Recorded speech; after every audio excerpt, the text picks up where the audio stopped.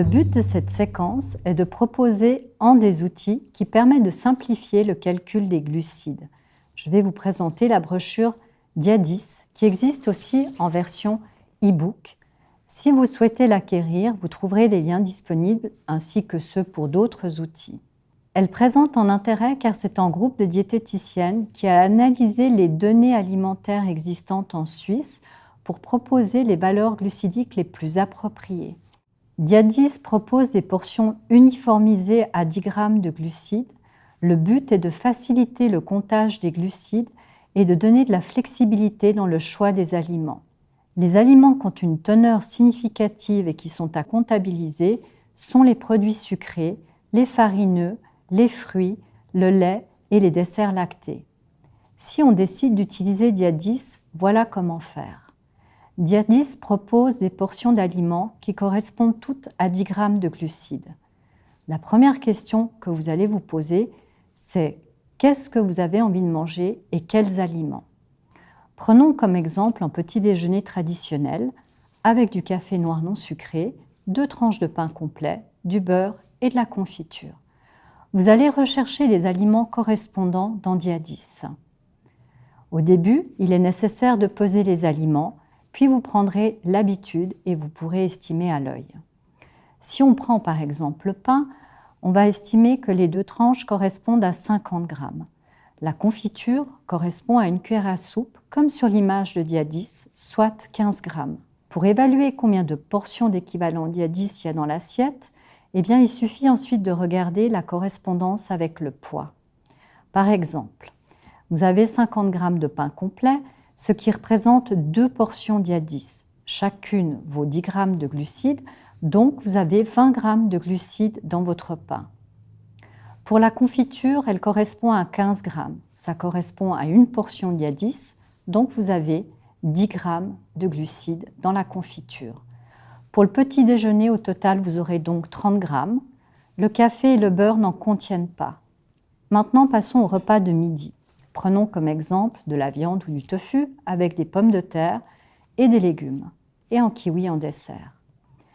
La portion de pommes de terre correspond à 180 grammes, soit 3 portions Diadis, ce qui vaut donc à 30 grammes de glucides.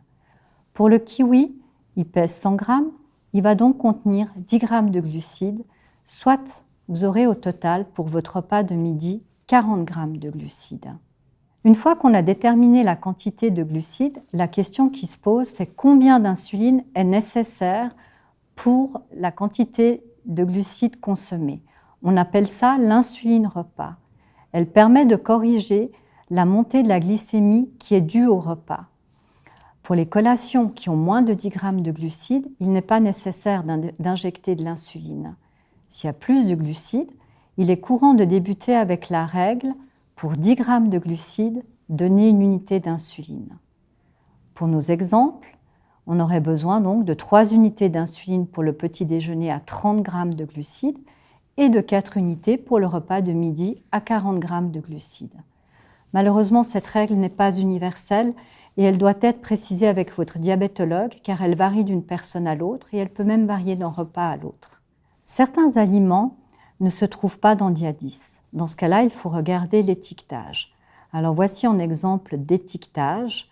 Sur celui-ci, vous allez rechercher et retenir la valeur indiquée pour les glucides.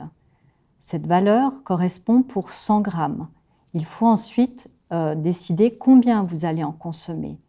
Parfois, il y a une proposition de portions, comme dans cet exemple. Si elle vous convient, vous avez directement la teneur en glucides. Sinon, il est nécessaire de faire une règle de 3 avec la portion que vous avez prévu de manger.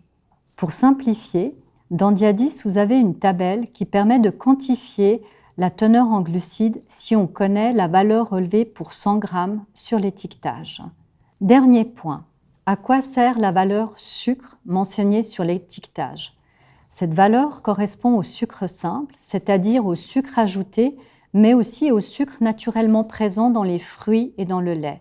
Elle est donc guère utile car il y a aussi d'autres glucides et c'est le total qui nous intéresse. Le seul intérêt est si on compare 2 produits du même type, par exemple des biscuits ou alors des barres de céréales. Dans ce cas-là, pour la santé, choisir plutôt ceux qui contiennent le moins de sucre. En résumé, la brochure Dia10, élaborée par un groupe de diététiciennes, propose des exemples de portions d'aliments à 10 grammes de glucides afin de vous aider à mesurer la teneur en glucides de vos repas et de vous permettre une flexibilité dans les choix des aliments. Une fois la teneur de votre repas choisie, vous rechercherez les aliments correspondants dans Dia10. Au début, il sera nécessaire de peser vos aliments afin d'évaluer combien de portions Dia10 se trouvent dans votre assiette. Exemple, si 50 grammes de pain complet correspondent à 2 portions Dia10 et qu'une portion de Dia10 équivaut à 10 grammes de glucides, 50 grammes de pain complet contiennent 20 grammes de glucides. Ce calcul de la quantité de glucides présents dans votre repas vous permettra de définir votre insuline repas.